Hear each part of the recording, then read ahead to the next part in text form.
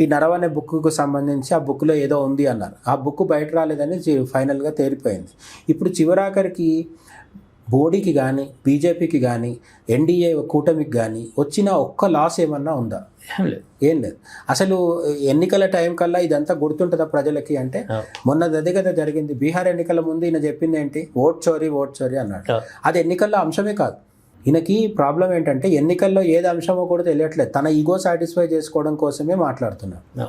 ఓసారి ఏమంటారు, మోడీకి సర్టిఫికెట్స్ లేవంటాడు.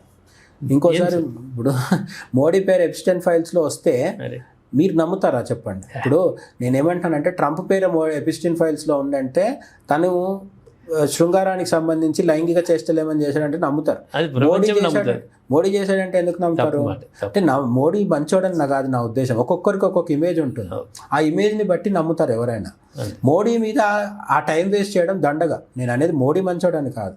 ఇప్పుడు మోడీ అవినీతి చేశాడనో మోడీ లైంగిక చేష్టలకు పాల్పడ్డాడంటే ఎవరు నమ్మరు ఈ రెండు. ఎందుకంటే ఆయన కుటుంబము లేదు. ఇటువంటి ఆశించేవాడైతే ఎప్పుడో ఆర్ఎస్ఎస్ వదిలేసి తిరిగేవాడు. ఏది గిట్టుబాటు అవుతుంది? మోడీ అదానికి సాయం చేశాడు అన్నారు అనుకోండి, అది కొంత వర్కౌట్ అవుతుంది.